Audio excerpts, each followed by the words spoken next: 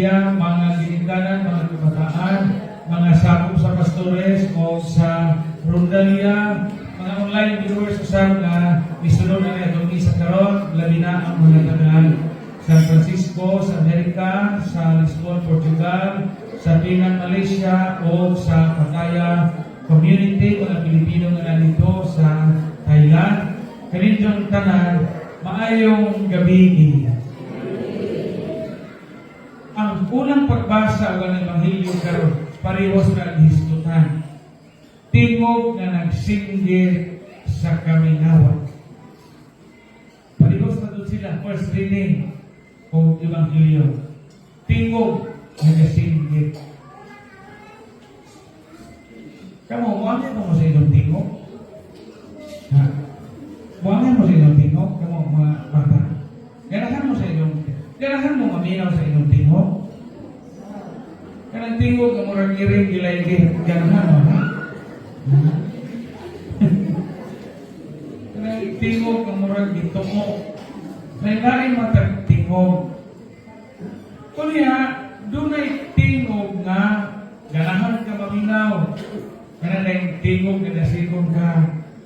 Iskaya man ka, na gwapa man ka o gwapo man ka. Ganahan ka maminaw sa mga tingog.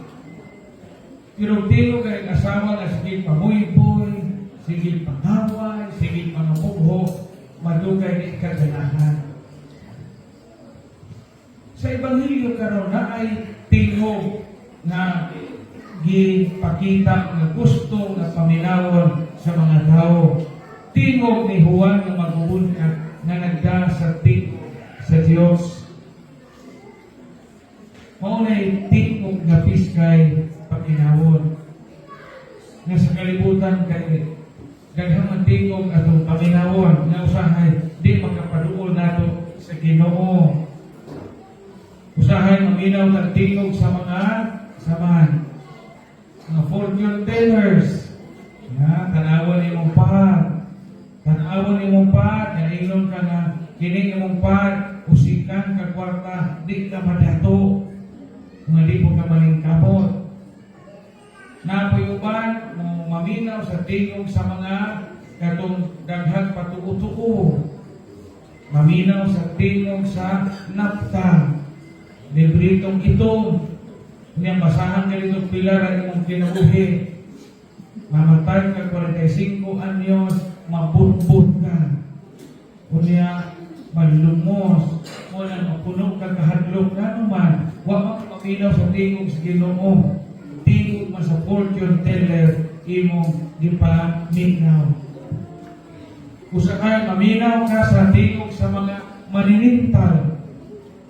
Ngayon pa rin, biyahin na yung bana, kay pisot na, diabetic na, wak na ikasali ka, sugakor. So, peligro din, maminaw kag di maayong tingog. Kay maminaw kag di maayong tingog, magalugod ang usahay ngadto sa kalabutan.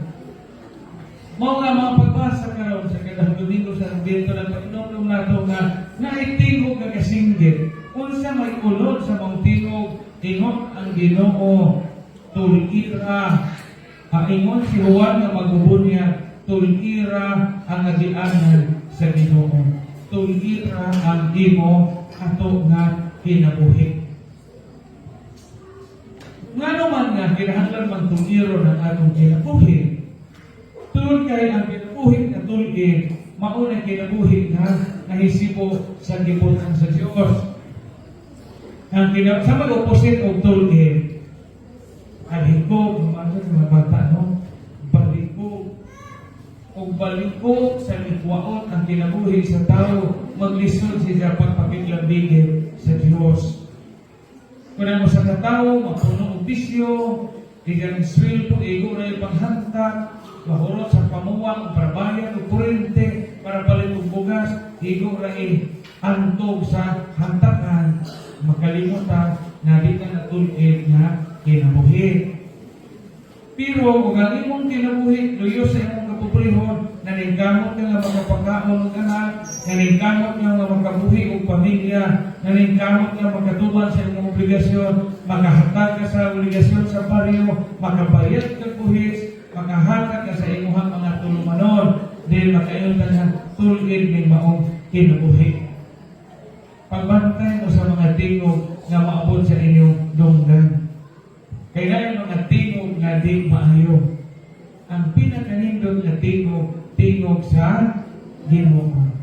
Ang tingog sa Dios nga naghatag nato karon pahinumdom nga hawani nga gianan sa Ginoo ug tulgira ang iyang agianan.